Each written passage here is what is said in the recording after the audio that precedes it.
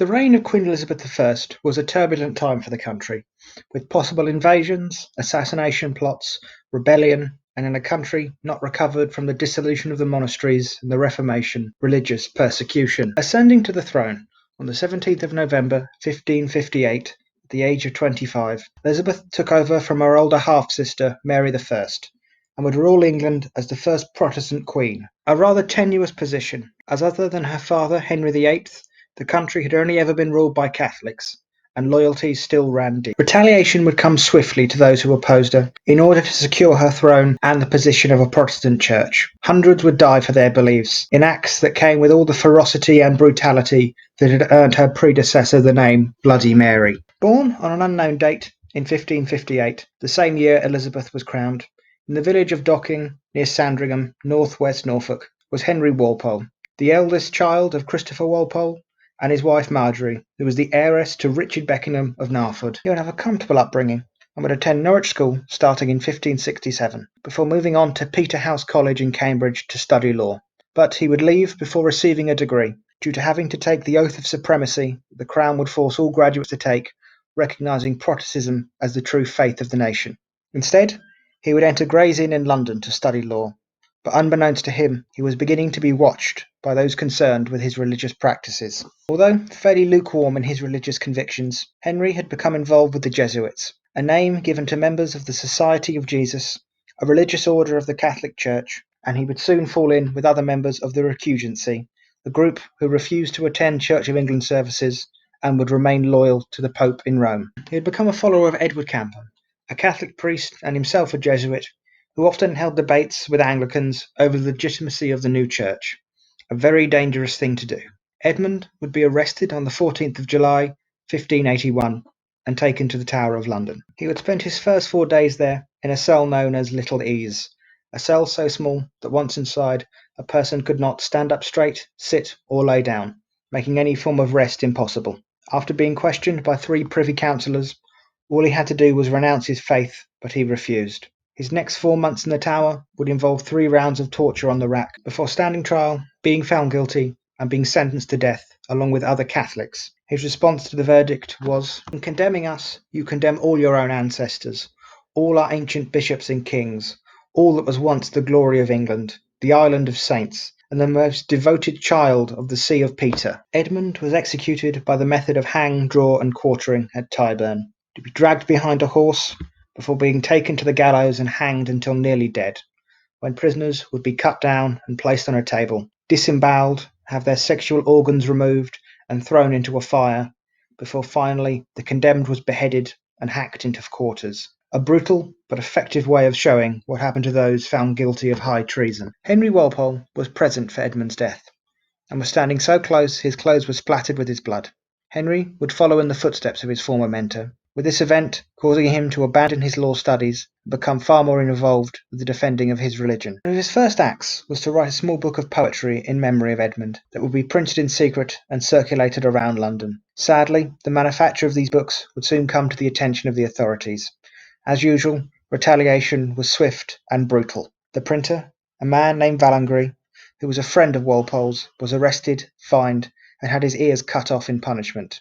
Despite all this, he refused to tell them the author of the book. Though brave, this action was ultimately fruitless. Henry had already fallen under suspicion of involvement, and had fled from London, heading home to Norfolk, where he would spend a short time there with his father before escaping to France. He would arrive in Rouen before travelling through to Paris and into Reims, arriving on the 7th of July, 1582. He would spend some time in France before moving on to Rome, where he would be admitted into the English College on the 28th of April 1583, where he would take his first steps into becoming a priest. In February 1584, he had risen up and become a probationer for the Jesuits, but had been forced to return to France due to ill health. But he would continue his studies there, becoming fluent in Italian, French, Latin, and Spanish. After 4 years in Paris, he would be ordained a full priest on the 17th of December 1588. Describing some of his time in France later, having ailments in both the chest and stomach, I was sent into France for a change of air. At our college at Port de Mosson, my health continued to decline, and so I was sent first to a farm outside the town and then to Verdun. Our novelty being in this town, I was granted the favour of passing another year among the novices. Here I completely recovered, and went back to Port de Mosson and spent 2 or 3 years studying scholastic theory.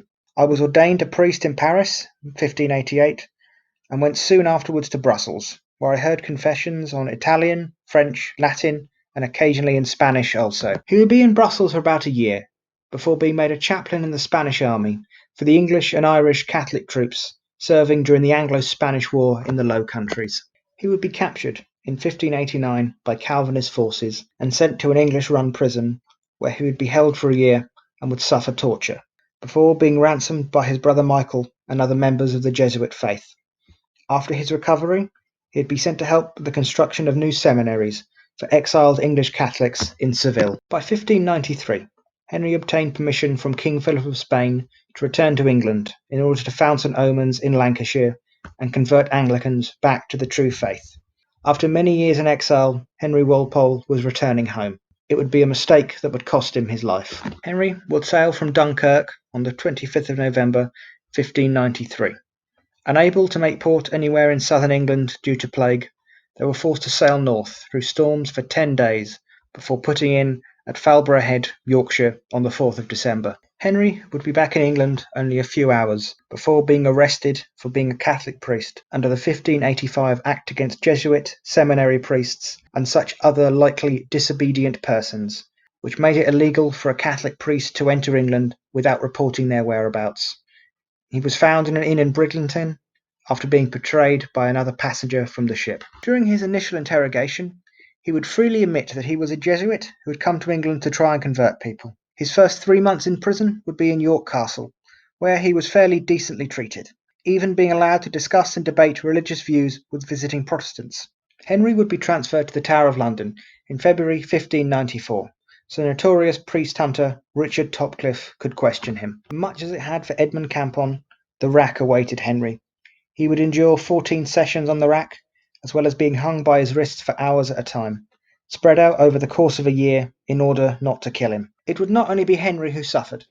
Back in Norfolk, his father had fallen ill, and with Henry as his eldest son, the fate of the family estate soon fell into question. If, or rather when, Henry was found guilty of treason, all the property would now become property of the Crown. It wouldn't be until spring 1595 that Henry was finally taken back to York in order to stand trial for high treason. While he awaited his trial, he shared a cell with Alexander Rawlins, another soon-to-be Catholic martyr who was tried on the same day as him. As a former lawyer, Henry attempted to argue his own case in court, pointing out that the law he had been arrested for stated that Catholic priests must make themselves known to officials within 3 days of arriving in the country, and as since he'd only been in a few hours, he had broken no law. His fate would come in a similar way to that of Edmund all those years before. The judges ordered him to take the oath of supremacy and acknowledge Queen Elizabeth's absolute authority in religion. He refused and was convicted of high treason on the 3rd of April 1595. 4 days later, both Henry and Alexander Rawlins were taken to be hanged, drawn and quartered.